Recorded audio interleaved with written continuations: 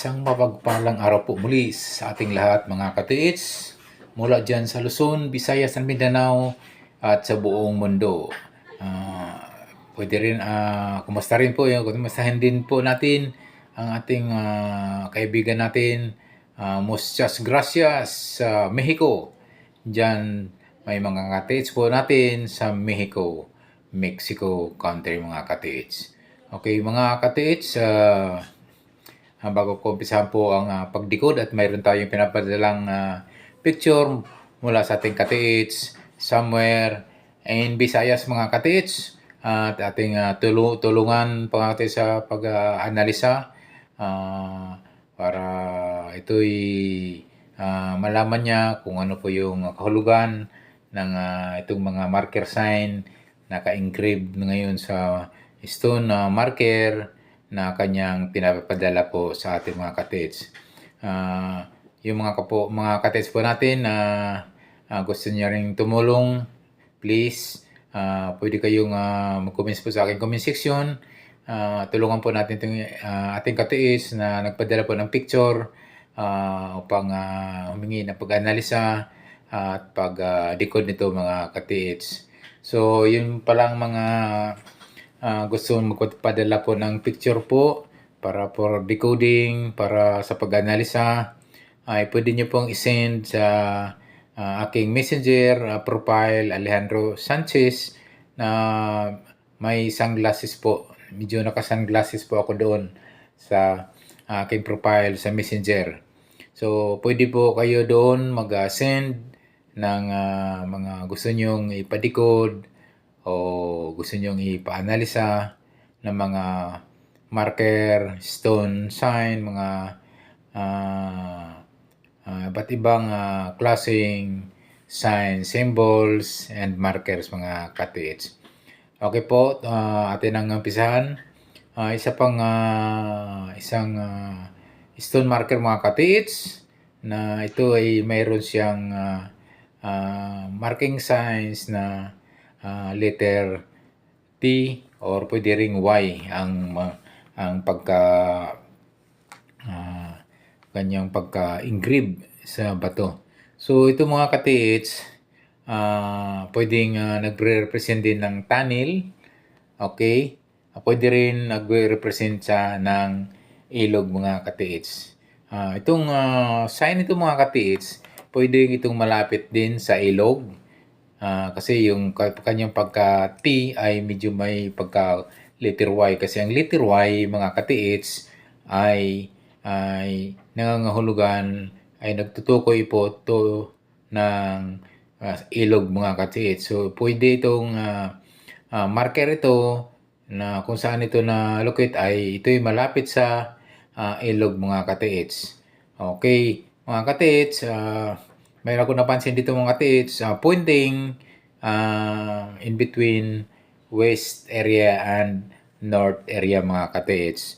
So, ate pong titingnan po kung anong mayroon po doon sa mga nagdidistansya po ng 1 to 6 meters po hanggang 5 to 6 meters mula doon sa stone marker mga katiits. I-check po natin kung mayroon itong baka may mga counter sign po dyan. Baka may mga bato dyan na may mga counter sign na tulad nito. May signed Y, may naka-engrave. At pwedeng may mga puno dyan na may mga letter din dyan o mga letter Y na naka-sign. So i-check nyo po itong paikot nito ng itong stone marker nito from 1 to hanggang 6 meters away mula sa kinalalagyan nitong stone marker nito mga katiits.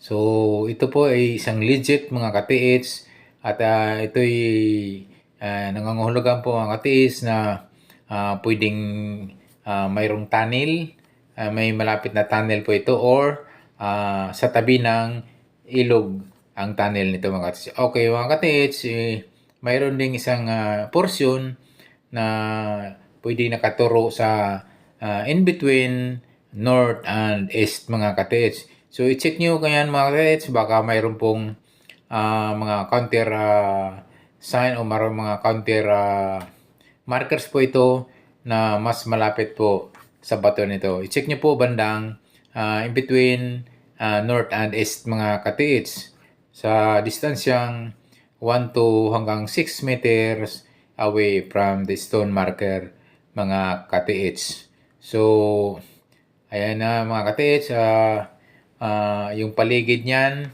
kung baka mayroong counter marker na tulad nitong nasa naka-engrave, at pwedeng magiging pointers po niyan sa items po mga katiits.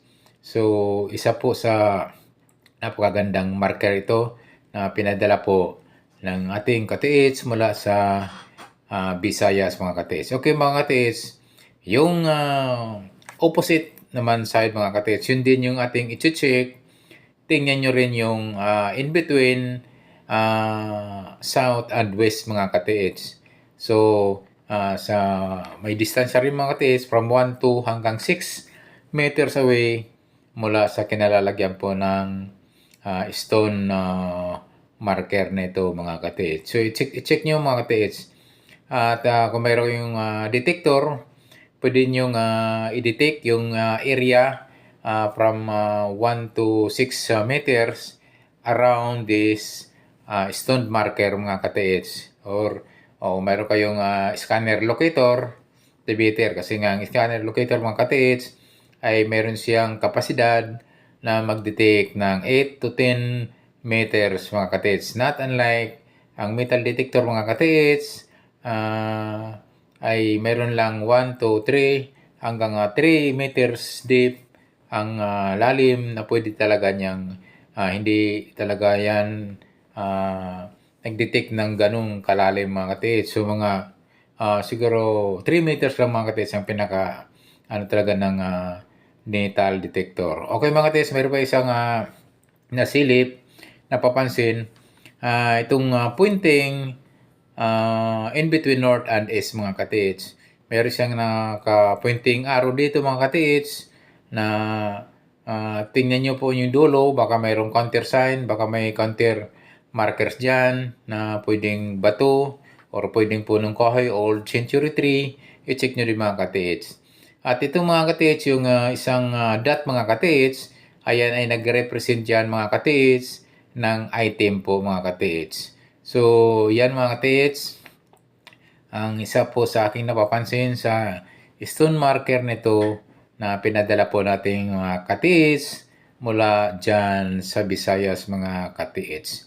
So, yan mga katiits, ang gagawin nyo po, i-check nyo po yung paligid, baka may mga coordinated markers yan, coordinated sign, na tulad nitong nasa malaking bato mga katiits.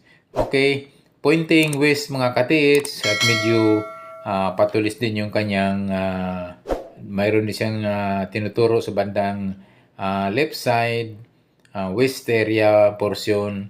Check nyo rin mga katiits, baka may counter sign yan, mayroon yung mga bato o mayroong old tree na may mga tulad nitong guhit, mga signs and symbols na pwede nyong matatagpuan at iyan ay nagtuturo ng item kung saan po ito location mga katiits.